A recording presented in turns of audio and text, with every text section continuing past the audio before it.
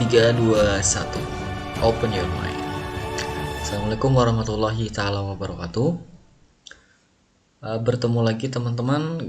Pada video ini kita akan membahas mengenai apa itu e-system atau sistem berbasis elektronik ya. Nah teman-teman, e-system ini sendiri merupakan sebuah sistem yang digunakan nanti ya, kelak umumnya sih yang digunakan untuk melakukan transaksi-transaksi elektronik ya, yang berupa dengan transaksi digital. Nanti akan kita lihat apa aja sih yang terkandung dalam sebuah sistem elektronik ya, atau sistem berbasis elektronik.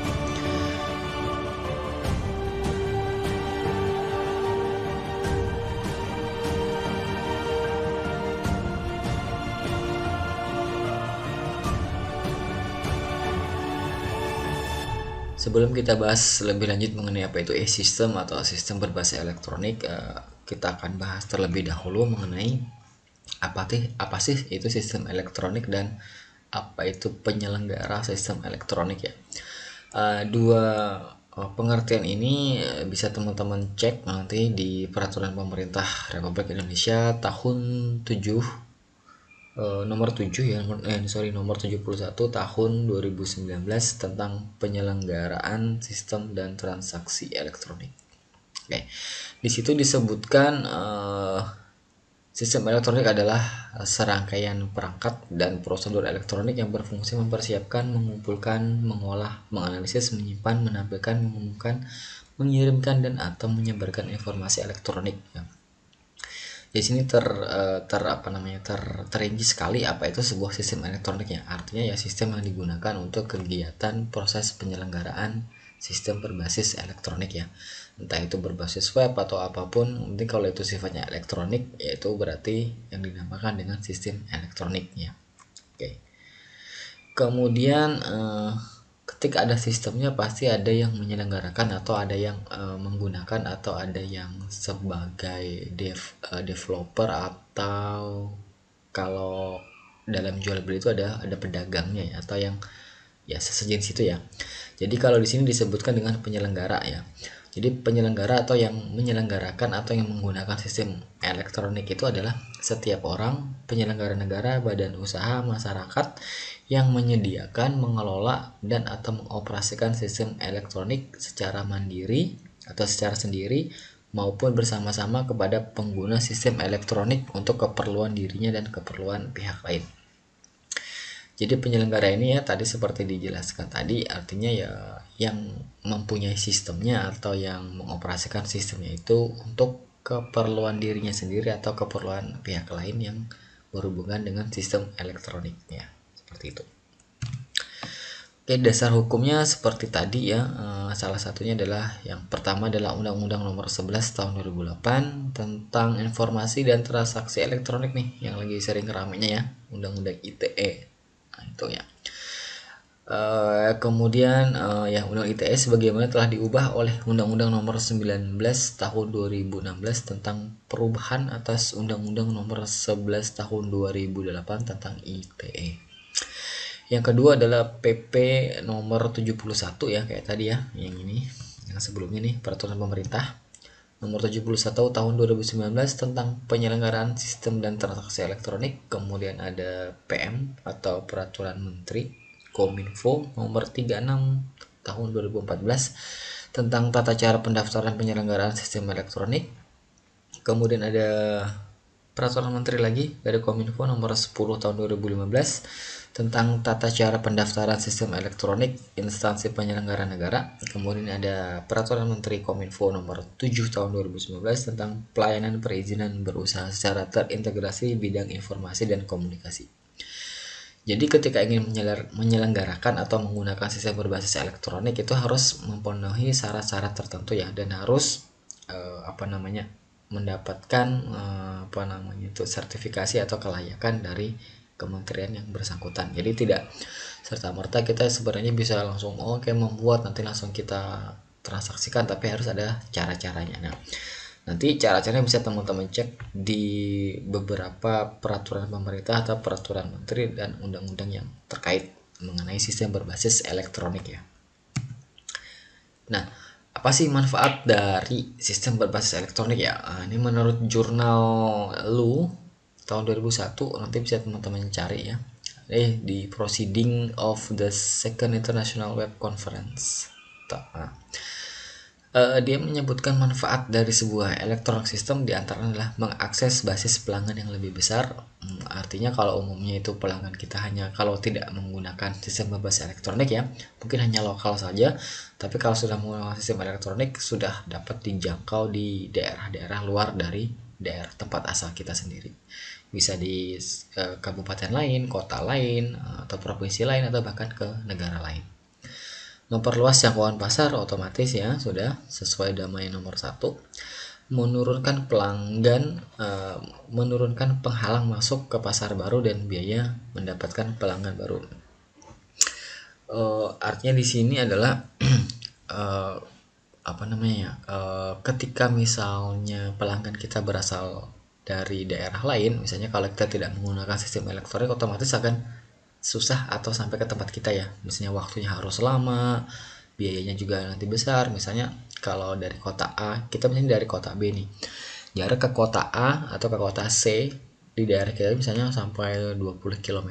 Nah, otomatis mereka akan cenderung dalam tanda kutip agak kurang kurang berminat untuk datang ke tempat kita ya, karena jaraknya lumayan jauh. Nah, tapi kalau dengan web mereka tinggal bisa beli di tempatnya dan kita tinggal mendapatkan data pembeliannya. Kita juga langsung bisa kirim barangnya dengan menggunakan jasa pengiriman. Nah, itu lebih mudah. Dan pasti juga biayanya yang diperoleh oleh pelanggan juga lebih hemat dibandingkan dengan datang ke tempat kita. Nah, seperti itu. Kira-kira seperti itu. Kemudian yang keempat adalah alternatif saluran komunikasi ke pelanggan. Itu sudah jelas sekali ya. Karena dengan adanya sistem elektronik ini, komunikasi kita dengan pelanggan yang berlokasi di luar atau dengan jarak yang jauh tuh lebih dekat dibandingkan dengan yang tidak menggunakan sistem berbasis elektronik. Meningkatkan pelayanan kepada pelanggan, ini juga diharapkan dengan sistem berbasis web kita atau elektronik ya. Semua kebutuhan pelanggan, semua SOP yang kita punya, yang kita gunakan, sehingga pelanggan nanti akan mendapatkan layanan yang baik. Misalnya ada fitur chat di situ kita pasang, kemudian kita di sistem kita itu menyediakan kategori-kategori barang, kemudian ada yang misalnya kita masukkan best produk bulan ini, yang paling sering dicari bulan ini atau bulan lalu, atau produk yang paling sering dibeli orang apa. Nah, itu kita sediakan guna sebagai alternatif bagi pelanggan untuk melakukan transaksi. Kemudian meningkatkan citra perusahaan. Nah, umumnya kalau di era sekarang sebuah perusahaan yang tidak memiliki sistem elektronik ya, atau tidak mempunyai website lah, simpelnya seperti itu ya, untuk memasarkan produknya itu kalau sekarang juga termasuk yang dalam artian itu kayak gaptek itu ya, kurang paham di bagian teknologi. Padahal salah satu manfaat itu ketika perusahaan menerapkan sistem berbasis elektronik, otomatis citra perusahaannya pasti akan lebih tinggi dibandingkan dengan yang tidak.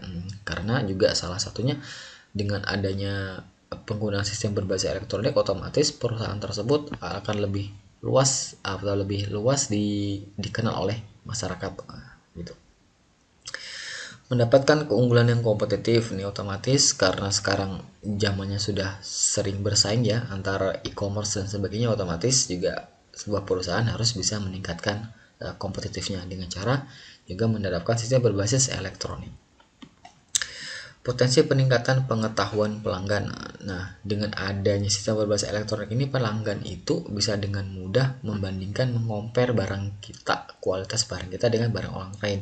Otomatis dengan hal seperti itu pelanggan bisa meningkatkan pengetahuannya terhadap produk itu. Misalnya di toko A kok kenapa harganya murah sekali, tapi di toko B ternyata harga produknya sama kok harganya lebih mahal. Nanti dia compare lagi ke toko-toko lain, misalnya ke website-website lain atau ke perusahaan-perusahaan lain, ternyata didapatkan kesimpulan bahwa ternyata yang harganya lebih mahal ternyata memang kualitasnya lebih bagus misalnya gitu.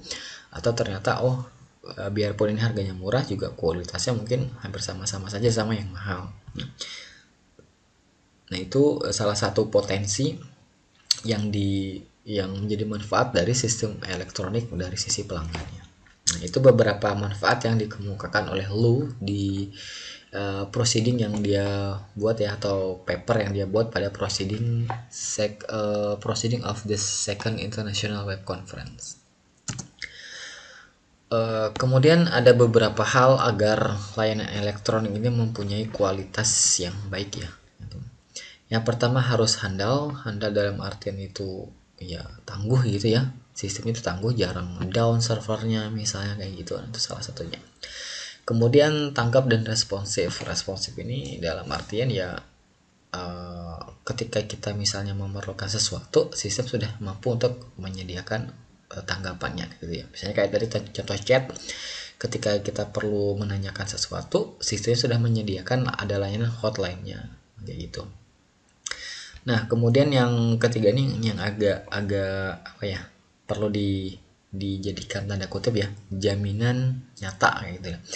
Artinya sistem elektronik ini benar-benar menjamin baik itu kerahasiaan data misalnya, terus benar-benar jaminan bahwa produknya ada, sistem pembayaran itu untuk benar dan lain-lain sebagainya. Kemudian nyata dalam hal ini, biarpun layanan elektronik ini berbasiskan apa ya, di berupa gambar saja misalnya atau video saja, tapi benar-benar barangnya ada gitu. Jadi tidak ada tipu menipu di situ ya. Nah, kemudian ada empati. Empati ini adalah dalam artian sistem yang dibuat atau layanan elektronik yang dibuat itu benar-benar menyasar dari empati dari pengguna. Jangan sampai pengguna itu ragu-ragu, jangan sampai pengguna itu misalnya takut, jangan sampai pengguna itu merasa nanti ditipu. Nah, jadi empati ini yang digunakan agar keluhan-keluhan atau keraguan-raguan dari pelanggan itu dapat diminimalisir seminim mungkin. Nah, dari keempat ini, ketika sebuah layanan elektronik sudah menjamin dari keempat ini, otomatis layanannya itu dapat dikatakan berkualitas. Nah, kalau kita tadi berbicara mengenai kualitas, kemudian tantangan apa aja sih yang dilakukan atau dibuat oleh sebuah perusahaan ketika ingin menerapkan layanan elektronik? Yang pertama, rendahnya penetrasi TIK terutama di negara-negara berkembang. Oke. Ya, ini kenapa seperti itu? Umumnya di negara-negara berkembang memang jangkauan dari jaringan elektronik atau jaringan internet akan tidak merata ya. Contohnya kalau di Indonesia juga mungkin di beberapa kabupaten atau daerah-daerah tertentu yang agak ke pelosok atau ke pedalaman itu memang kurang dalam akses internet ya. Kurang bisa juga dalam artian jaringannya yang kurang kuat ya, sinyal yang lemah, ya gitu.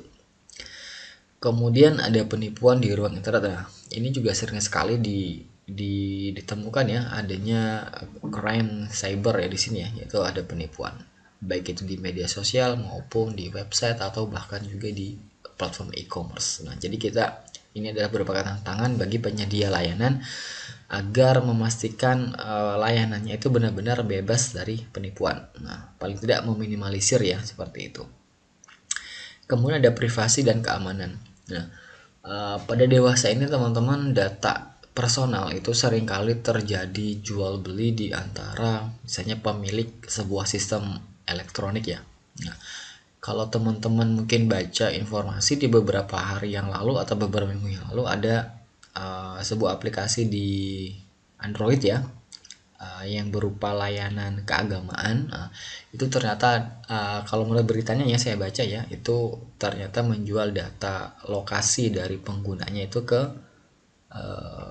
pemerintah tertentu ya, seperti itu ya. Nah, salah satu kendala dari layanan elektronik adalah privasi dan keamanan. Ini memang benar-benar harus diperhatikan, karena kita tidak mau dong misalnya data kita itu disalahgunakan untuk pengguna di pemilik layanan tersebut ya. Jadi layanan yang mementingkan privasi ini memang harus dijadikan salah satu tolak ukur tantangan bagaimana agar data-data dari pelanggan itu tidak bisa bocor atau tidak diperjualbelikan. Nah, kira-kira seperti itu. Kemudian karakteristik mengganggu layanan. Nah, kadang kalau ini dari sisi pengguna ya teman-teman ya, kadang-kadang kalau dari kita misalnya terlalu sering mendapat email, terlalu sering mendapatkan telepon, terlalu sering mendapatkan misalnya ada SMS atau tiba-tiba ada WA yang masuk, padahal kita tidak pernah ya meminta itu. itu juga akan sangat mengganggu ya. Ya mungkin kita bisa lah mendapatkan layanan bulanan, misalnya kayak katalog bulanan seperti itu mungkin boleh. Tapi kalau dalam tiap hari itu ada, bahkan mungkin tiap tiap jam atau satu hari misalnya 5 kali dan itu terus berulang juga akan sangat-sangat mengganggu sekali. Oke. Nah, jadi kalau misalnya memang ada layanan yang tertentu mungkin durasinya itu tidak terlalu sering ya, misalnya 1 bulan sekali, atau misalnya pas ada promo saja, misalnya promo-promo tertentu sesuai yang diinginkan oleh user. Nah, itu bisa mungkin diberikan layanan tertentunya.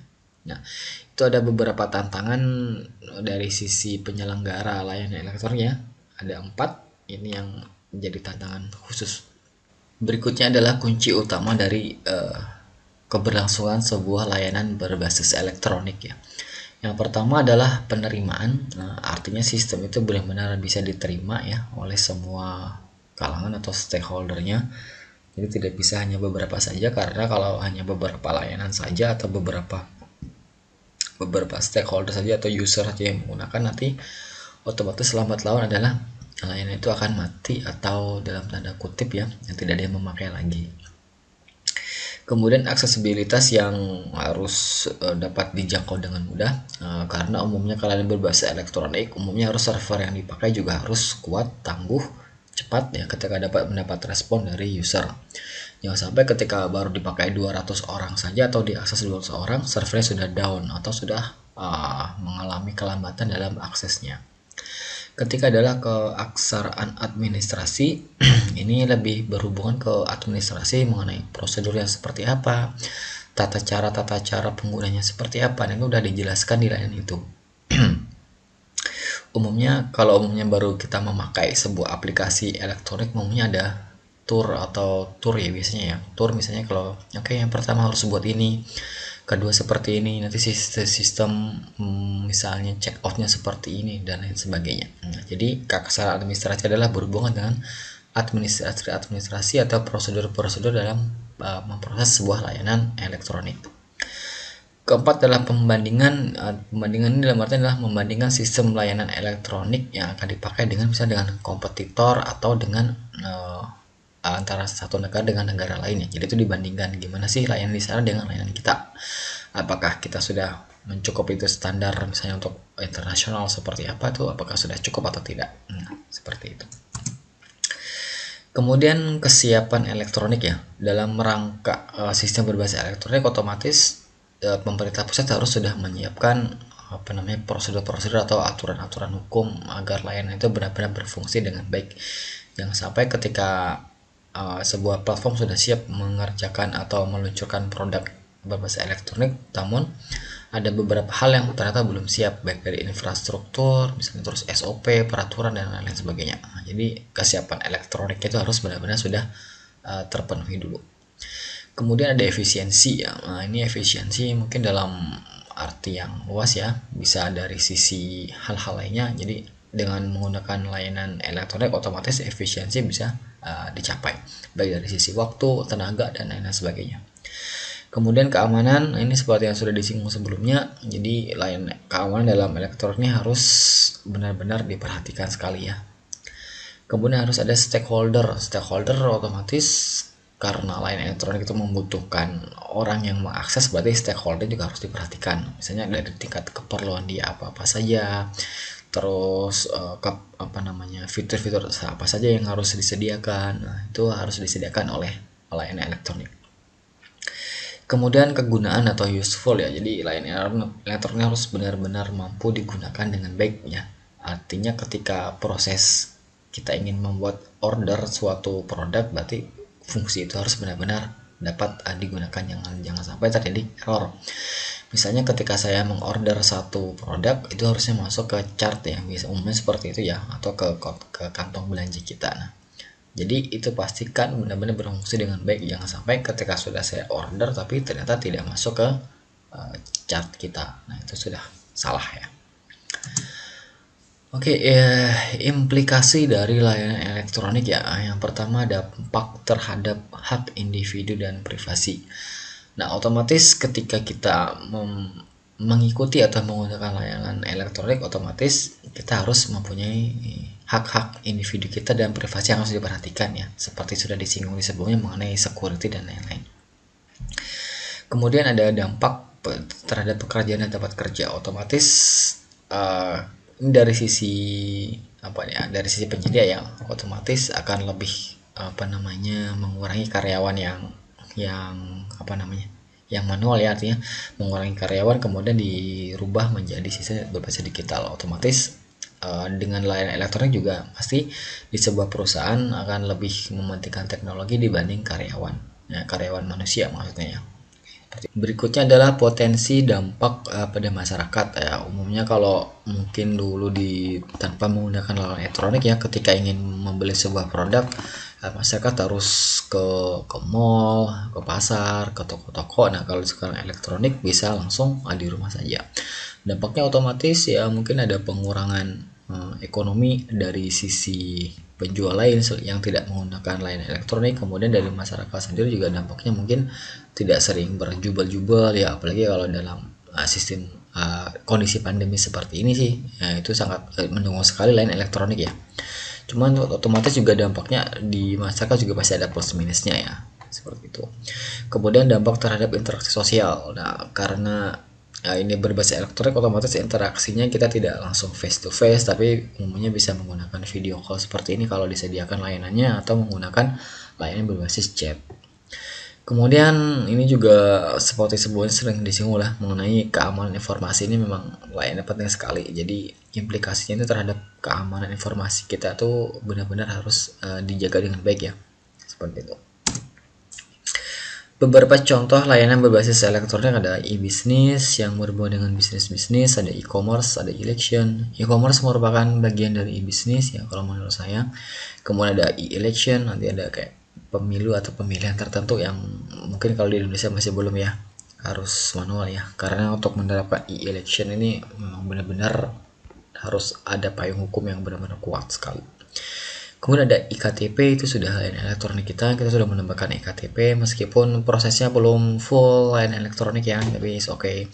Kemudian e-learning kita pelajari sekarang. Kemudian ada e-katalog. Nah, itu salah satu contoh berbasiskan layanan berbasis elektronik ya. E-katalog umumnya digunakan, yang paling sering sih digunakan bagi layanan pemerintah ya. Nah, yang ketika ingin proses pengadaan itu umumnya menggunakan e-katalog. Jadi produk-produknya nanti itu disediakan oleh vendor-vendor yang sudah terdaftar di sistemnya pemerintahan. Oke, itu teman-teman beberapa contoh layanan berbasis elektronik yang bisa saya sampaikan. Apabila ada pertanyaan silahkan tuliskan di kolom komentar. Kurang lebihnya saya mohon maaf. Kita akan ketemu lagi di video-video berikutnya. Assalamualaikum warahmatullahi wabarakatuh.